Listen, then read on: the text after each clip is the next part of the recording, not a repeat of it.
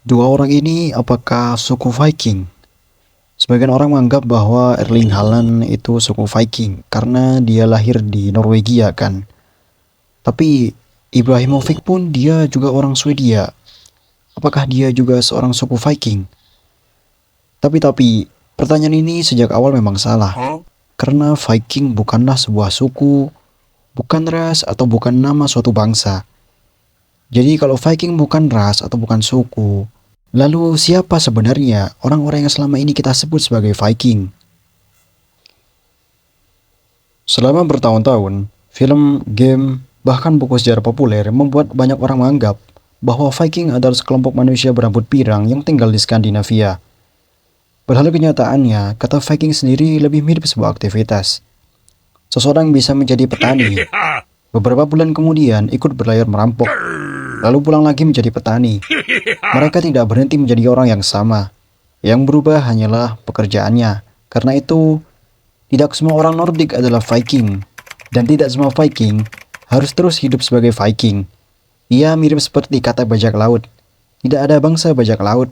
Tidak ada ras bajak laut. Yang ada hanyalah orang-orang dari berbagai latar belakang yang melakukan aktivitas pembajakan. Begitu juga Viking.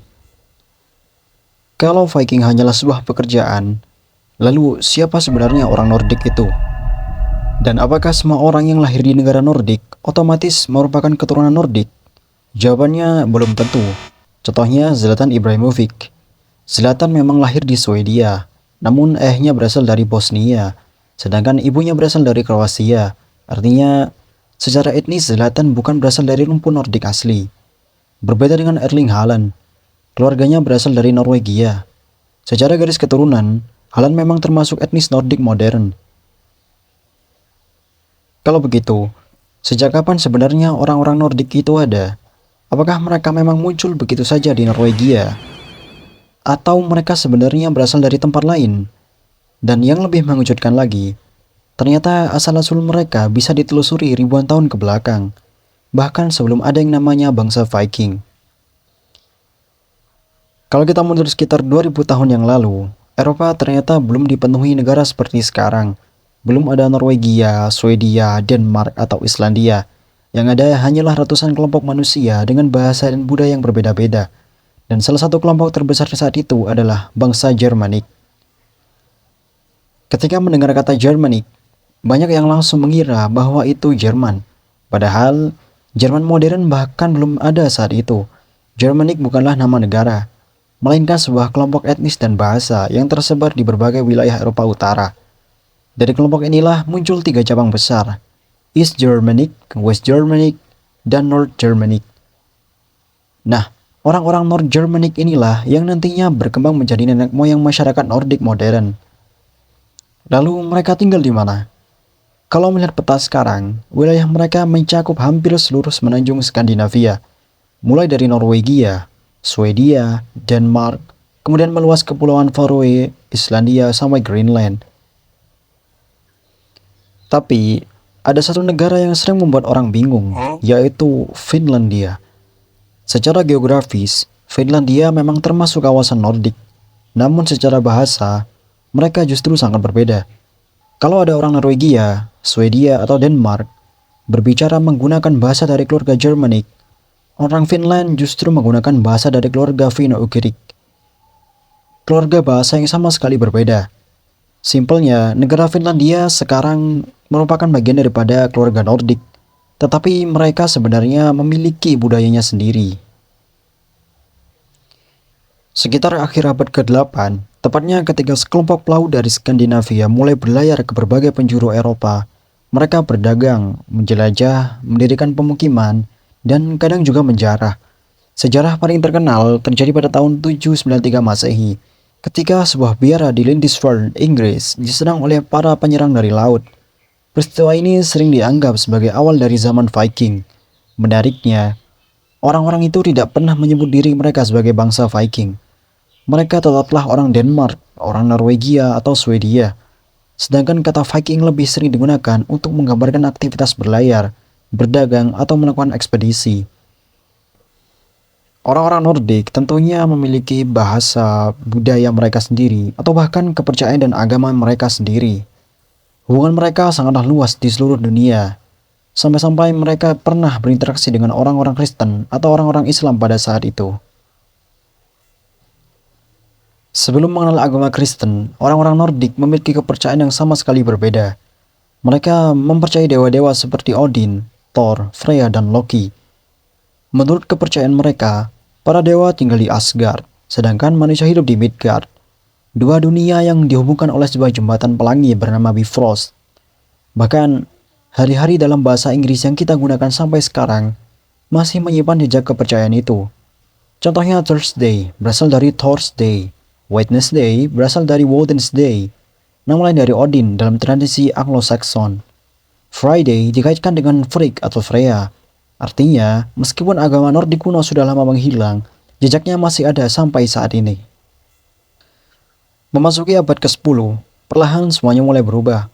Para raja di Denmark, Norwegia, dan Swedia mulai menerima agama Kristen, bukan hanya karena alasan kepercayaan, tetapi juga karena hubungan politik dan perdagangan dengan kerajaan-kerajaan Eropa. Dalam waktu beberapa abad, agama Nordik kuno perlahan ditinggalkan, gereja mulai dibangun, dan era penyembahan Odin pun berakhir. Tapi, di tengah perubahan itu, para Viking ternyata memiliki jaringan perdagangan yang jauh lebih luas daripada yang dibayangkan banyak orang.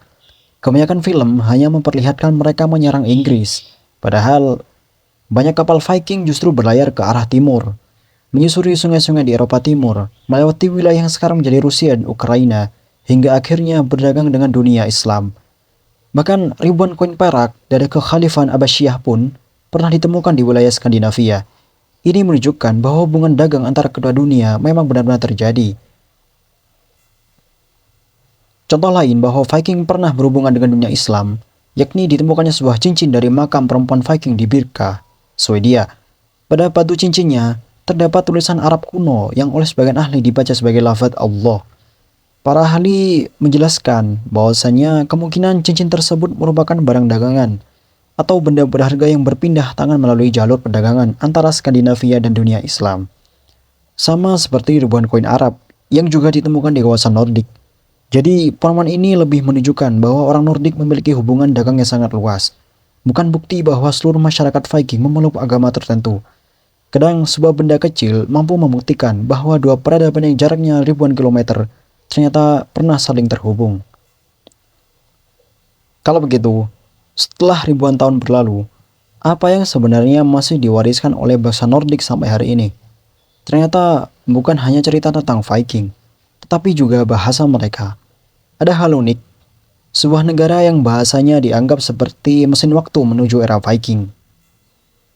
Kalau kita melihat peta Eropa Utara, ada 3 bahasa yang terdengar sangat mirip. Bahasa Denmark, Dansk, bahasa Norwegia, Norsk, dan bahasa Swedia atau yang disebut dengan Svenska. Ketiganya berasal dari akar yang sama, yaitu bahasa Nordik kuno. Bahasa yang dulu digunakan oleh masyarakat Skandinavia pada masa Viking. Karena berasal dari nenek moyang sama, orang Norwegia, Swedia, dan Denmark masih bisa saling memahami dalam situasi tertentu, meskipun tidak selalu mudah. Menariknya, di antara ketiga bahasa itu, bahasa Norwegia sering dianggap sebagai penengah. Kenapa? Karena secara tulisan, bahasa Norwegia sangat mirip dengan bahasa Denmark. Tetapi, cara pengucapannya justru lebih dekat dengan bahasa Swedia. Akibatnya, orang Norwegia lebih mudah memahami kedua tetangganya, sedangkan orang Denmark dan Swedia kadang justru kesulitan memahami satu sama lain. Gratis, næringsrik mat. Gratis næringsriktig mat. Gratis, næringsrig mad. Namun, masih ada satu bahasa yang jauh lebih menarik, yaitu bahasa Islandia. Hidup Jokowi! Ketika bangsa Nordik mulai mengalami perubahan bahasa selama ratusan tahun, Islandia justru berkembang dengan sangat lambat. Letaknya yang terpencil membuat perubahan bahasa di sana tidak secepat negara-negara Nordik lainnya. Akibatnya, bahasa Islandia modern masih mempertahankan banyak kosakata dan tata bahasa dari bahasa Nordik kuno.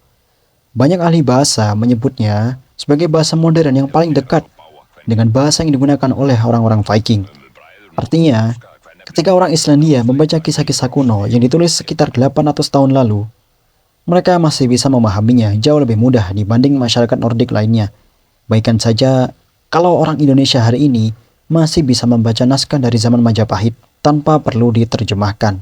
Kurang lebih seperti itulah posisi bahasa Islandia.